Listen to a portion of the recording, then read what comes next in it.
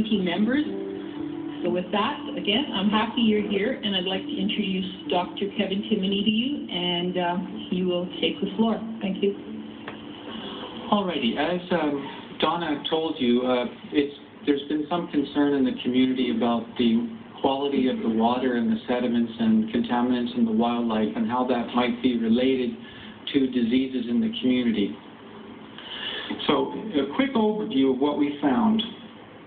In the water, the following things sometimes are a cause for concern in terms of their high levels. Arsenic, aluminum, and you can see chromium, cobalt, copper, iron. These are all metals, heavy metals.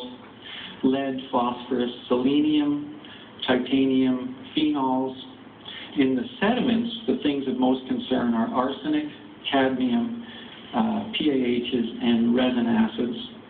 And mercury levels in the fish present a serious concern for human consumption. Overall, the three contaminants of most concern are arsenic, PAHs, and mercury. Yes, Jackson?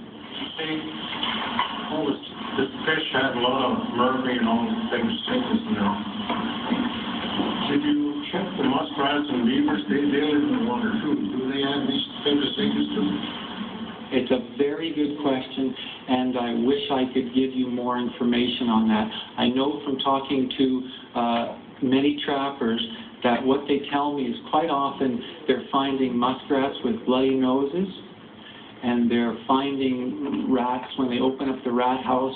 Sometimes the rat houses smell of oil. So I think that really seriously needs to be studied. It just hasn't been looked at enough.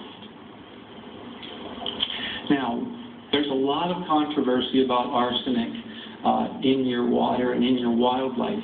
Recall a couple of years ago, Suncor did a study where they estimated that if you eat the moose and the fish and the berries from the area, there will be about 312 to 453 additional cases of cancer per 100,000 people in the population. Now, when those results were released, Alberta Health and Wellness then commissioned another study. So the second study concluded that the first study was not reliable and that you didn't need to worry and that the actual arsenic levels were much lower.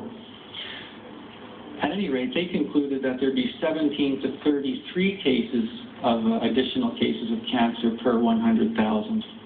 But both studies concluded that the number of additional cancers were above what is considered the 1 in 100,000 that is considered acceptable.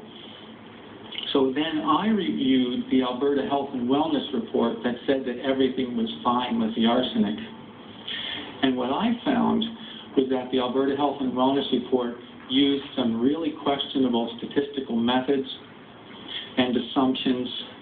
They underestimated the levels of arsenic in the water. There were just mistakes in their data and in the sediment. And they underestimated the amount of fish that people in Fort Chipewyan eat. So I would conclude that since you have higher arsenic levels in the water and sediments than elsewhere, and that there's a very clear link between arsenic and many of the kinds of diseases that you have in your community, that this is a red flag item that really needs to be studied in some greater detail. Would you say that there's a cover-up on the ecosystem environment that's contaminated to our system here? I'm not sure I'd use the word cover-up, but certainly something like that. I would say what's happening is that the government and industry have a lot of data that, number one, indicate that there is a problem, and number two, that they're not telling you about it. So is that a cover-up? I guess you could call that a cover-up.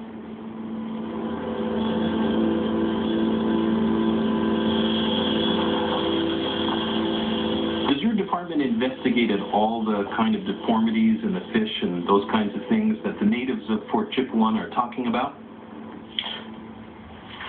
No, not directly. What we're doing is continuing what we believe is our responsibility to have ongoing monitoring of the quality of the water.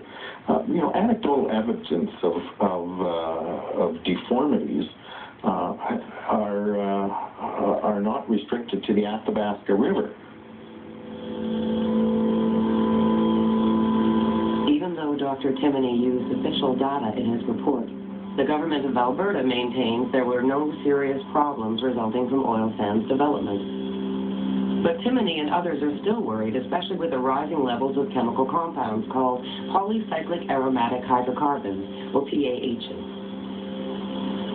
PAHs are a very well-known, well-documented cause of cancer and other forms of, say, vascular damage or kidney damage, liver damage, skin damage. And they also have an interesting co-exposure or synergistic effect with arsenic. We know that arsenic is a potent carcinogen, and it's associated with some of the forms of cancer that are observed in Fort Chipewyan. When you put arsenic and PAHs together, the carcinogenic effect can increase by 8 to 18-fold. And this is exactly what we have in the water and in the sediments of the river and in the delta.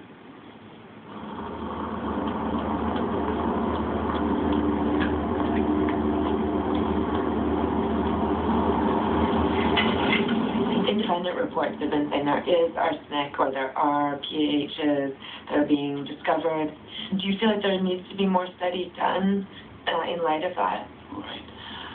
See, when people have concerns about their health, whether it's real or not, we need to take that into account. So we are going to continue to do studies, continue to do monitoring, just to give them that comfort.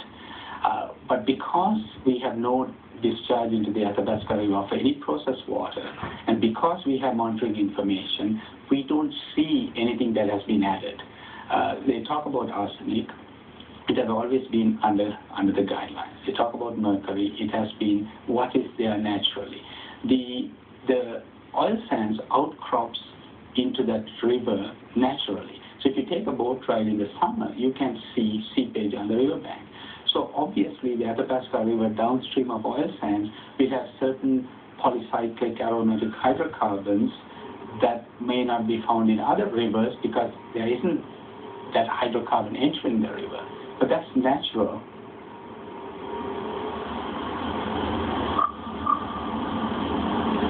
Some of the under-the-table things that have happened with response to Timoney's report are one thing that I was talking about before. Mercury levels were always high up there.